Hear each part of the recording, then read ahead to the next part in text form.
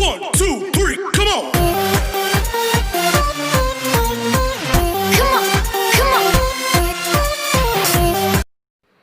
Hi friends, welcome to Barbie's Kitchen. இன்னைக்கு நம்ம பார்க்க போற recipe side dish recipe egg fry தான். இது வந்து வெரைட்டி ரைஸ்க்கு சூப்பரான ஒரு சைட் டிஷ். இதை எப்படி செய்யலாம்னு நம்ம இப்போ பார்ப்போம். ஃபர்ஸ்ட் 4 முட்டையை நான் வேக வச்சு எடுத்துருக்கேன். நல்லா வெந்து எடுத்ததும் நீங்கள் தோல் உரித்து தனியாக எடுத்து வச்சுக்கோங்க. இது வந்து பேச்சுலர்ஸ்க்கான சூப்பரான ரெசிபி. இது மறக்காமல் ஃபுல் வீடியோஸ் பாருங்கள். ஃபஸ்ட்டு அடுப்பில் ஒரு கடாய் போட்டுக்கோங்க. அதில் 1 டேபிள் ஸ்பூன் ஆயில் போட்டுக்கோங்க. எண்ணெய் நல்லா சூடானதும் 1 டேபிள் ஸ்பூன் குழம்பு மிளகாத்தூள், உங்களுக்கு வேணும்னா வெறும் மிளகாத்தூள் போட்டுக்கலாம். பட் அது காரம் ஜாஸ்தி இருக்கிறனால நீங்கள் அதை பார்த்து போட்டுக்கணும். இந்த ஆயிலில் போட்டதும் உடனே வந்து ஒரு அரை கிளாஸ் தண்ணி வந்து அதில் ஊற்றிடுங்க. இல்லை வந்து அந்த மிளகாத்தூள் கருகிடும்.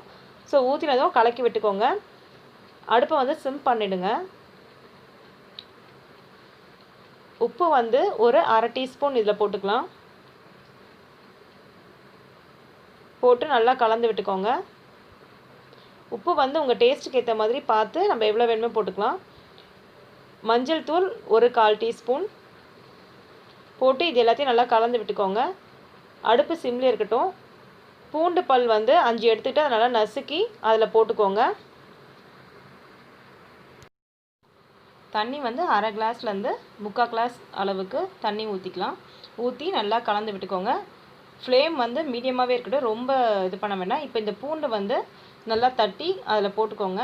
போட்டு நல்லா கலந்து விட்டுருங்க.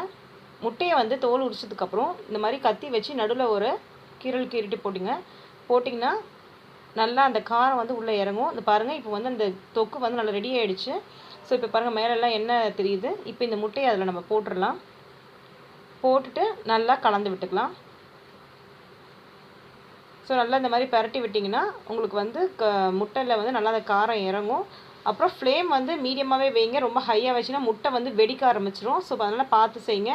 கொஞ்சம் கம்மியான ஃப்ளேம்லேயே வச்சு செஞ்சுருங்க. ஸோ இப்போ ஃபுல்லாக ரெடி ஆகிடுச்சு. இது நல்லா இன்னும் பரட்டி போட்டு இன்னும் ஒரு 5 மினிட்ஸில் இது வந்து நல்லா ரெடி ஆகிடும்.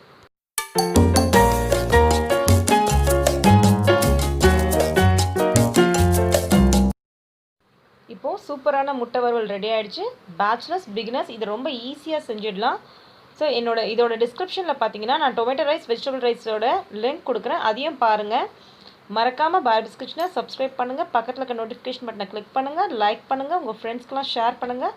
கண்டிப்பாக செஞ்சு பார்த்துட்டு எனக்கு கமெண்ட் பண்ணுங்கள். See you later. Bye bye.